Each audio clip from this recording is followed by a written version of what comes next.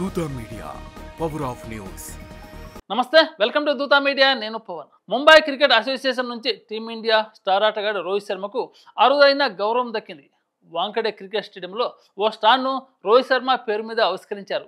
ఈ కార్యక్రమానికి రోహిత్ తల్లిదండ్రులు సతీమణి రితిక హాజరయ్యారు. ఈ సందర్భంగా హిట్ మ్యాన్ భావోద్వేగానికి గురయ్యాడు. ఆ స్టేడియంతో తనకున్న జ్ఞాపకాలను పంచుకున్నాడు. భవిష్యత్తులో వన్డే ఫార్మాట్లో టీమిండియా తరఫున వాంఖడే స్టేడియంలో ఆడాలనుందని రోహిత్ పేర్కొన్నారు.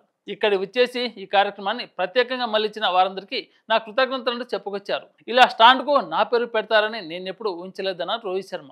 చిన్నప్పుడు ముంబై తరఫున టీమిండియాలో ఆడాలని కోరుకున్నప్పుడు ఎప్పుడూ వీటి గురించి ఆలోచించలేదన్నారు.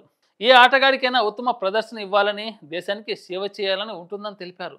ఈ క్రమంలో ఎన్నో మైలురాయి సాధించా, అయితే వాటన్నిటికంటే ఇది ఎంతో ప్రత్యేకంగా నిలుస్తుందన్నారు. వాంఖడే గొప్ప స్టేడియం అన్న ఆయనకు దీంతో తనకు ఎన్నో జ్ఞాపకాలు ఉన్నాయని తెలిపారు. గొప్ప ఆటగాళ్లు, రాజకీయ నేతల మధ్యలో నా పేరు ఉండటాన్ని నేను మాటల్లో చెప్పలేనిదంటూ ఆనందం వ్యక్తం చేశారు రోహిత్ శర్మ. ఇందుకు ముంబై క్రికెట్ సంఘానికి కృతజ్ఞత తెలిపారు.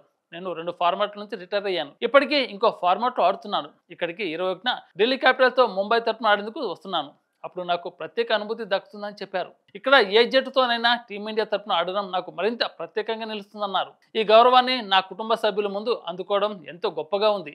నా జీవితంలో ప్రతి ఒక్కరికి వారు చేసిన త్యాగాలకు నేను ఎప్పటికీ రుణపడి ఉంటానని రోహిత్ పేర్కొన్నాడు. వాంఖడే స్టేడియంలో సునీల్ గవాస్కర్, సచిన్ టెండూల్కర్, విను మన్కడ్, దిలీప్ వెంకసర్కార్ల పేరుతో స్టాండ్లు ఉన్నాయి. ఇప్పుడు రోహిత్ శర్మ, శరద్ పవార్, అజిత్ వాడేకర్ పేరిట స్టాండ్లను ఆవిష్కరించారు. రోహిత్ శర్మ కెప్టెన్సీలో టీమిండియా 2024లో టీ20 వరల్డ్ కప్ గెలవడంతో పాటు 2025లో ఛాంపియన్ ట్రోఫీ గెలుచుకుంది.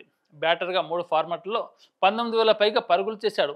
ముంబై తరఫున హిట్ మ్యాన్ 46 ఫస్ట్ క్లాస్ మ్యాచ్లు, 17 లీస్ట్ గేమ్లతో పాటు 25 టీ20లు ఆడాడు. 2024 టీ20 వరల్డ్ కప్ తర్వాత రిటైర్మెంట్ ప్రకటించిన రోహిత్ ఇటీవల టెస్ట్ క్రికెట్కు గుడ్ బై చెప్పాడు.